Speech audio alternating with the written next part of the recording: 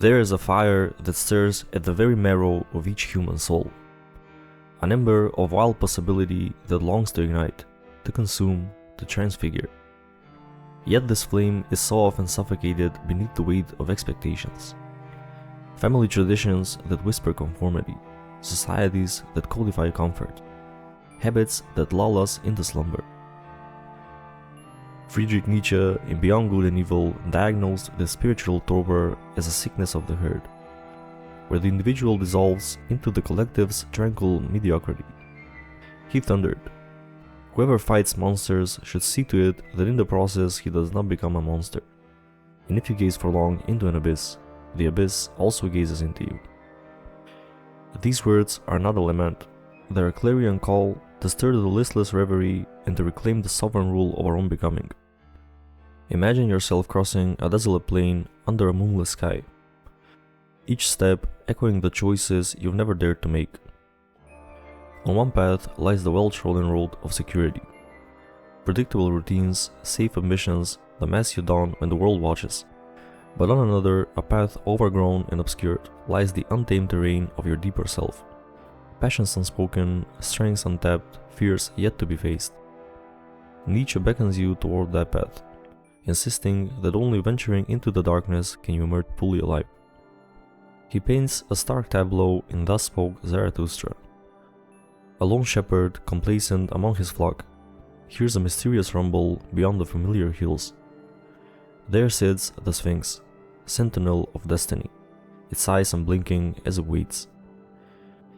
The shepherd must answer its riddle to step into his own story, or remain lost within the herd forever. This is the gospel of becoming. To confront the Sphinx is to summon your own voice. To face it is to be more than the sum of others' expectations. Every day we wear masks, some for survival, some for acceptance. We become characters in plays we did not write. The dutiful child, the competent employee, the agreeable citizen. Each role chips away at the wild, unshapen truth of who we are underneath. Nietzsche despised this theatricality. In his words, the individual has always had to struggle to keep from being overwhelmed by the tribe. If you try it, you will be lonely often, and sometimes frightened, but no price is too high to pay for the privilege of owning yourself. Owning yourself means tearing away these masks. It means being willing to lose things: approval, comfort, even love. Because the longer you wear a mask, the more it becomes your skin, and soon you forget who you were before you wore it. Nietzsche's philosophy is a call not just to resist the herd, but to renounce the safety of the mask and to live raw, exposed, and real. The path to becoming who you are is not a gentle ascent.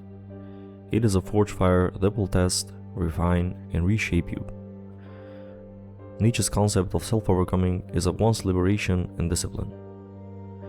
Beyond Good and Evil, he proclaims, "You must become who you are," a paradox that demands both discovery and creation. You are not a vessel to be filled, but clay to be molded by your own hands. First, you must descend into your own underworld, as Zarathustra does, to confront the shadows you carry.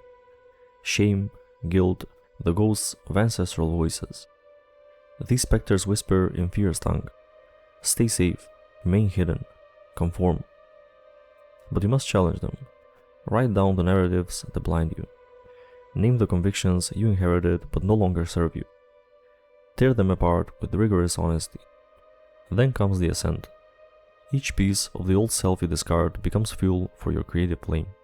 Nietzsche likens the soul to a wild beast you must tame, not by shackling it, but by teaching it your language, your values, your visions, your art. Too many accept the ascetic ideal, stoic renunciation, moral absolutism, as a path to virtue.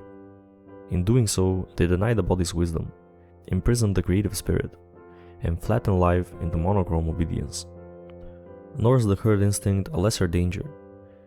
It persuades with the sweetest narcotic, belonging. In the genealogy of morals, Nietzsche reveals how moralities are born from a Hazan Timon, the herd's way of making the strong feel guilty for their strength. To escape this, you must cultivate solitude. Carve out space in your daily life to think radically. A walk at dawn unburdened by your phone. Ink spilled on blank pages. silence deeper than shadows retreat. Even after the masks are torn and the journey begins, the struggle of becoming does not end, it intensifies. You will encounter moments when you long for the comforts of the herd, times when the burden of freedom feels unbearable, when you look around and no one understands you. Nietzsche anticipated this. The higher we soar, the smaller we appear to those who cannot fly. This is the loneliness of the individual, but it is also where greatness is born. For it is in solitude, not isolation, but aloneness, that the soul begins to speak in its own voice. Most people feel solitude because it forces them to face themselves. But Nietzsche saw it as a sacred necessity. To be alone is to stand before yourself without distraction, to finally meet the one person you've spent a lifetime avoiding. At the summit of authenticity, there is no final destination, only an eternal becoming. Nietzsche's Übermensch is not a crown monarch, but a perpetual artist of the self, constantly forging new values and singing new songs. Yet he offers one more challenge, the doctrine of eternal recurrence. Imagine that this life, every joy, every sorrow, every decision, must be lived again and again infinitely. Would you rejoice at this prospect, or recoil in horror? The true affirmation of life for Nietzsche is to embrace this cycle with love, to say yes to all existence, no matter how fierce the storm. This ultimate yes transforms the abyss from a place of dread into a canvas of creation. When doubt surges, and the old comforts beckon like sirens, your parents' hopes, your society's safe tracks, you must ask, is this the life I will willingly relive for eternity? If not, you must revolt, paint over the canvas with your own strokes. Choose courage over comfort, authenticity over approval, risk over refuge. And so the warning holds. Without the audacity to become who you are, you will be swallowed by the world's definitions, its values, its fears, its shadows. But with that courage, you ascend to a realm of perpetual creation, where life itself is art, your will a brush, and the cosmos your gallery. Now hear Nietzsche's echo across the centuries. I teach you the overman. Man is something that shall be overcome. Will you answer this call? Will you step beyond the comfortable flock, confront the Sphinx, descend into your underworld, and forge a life worthy of eternal recurrence? The choice stands at the crossroads, under the silent stars. Choose and become.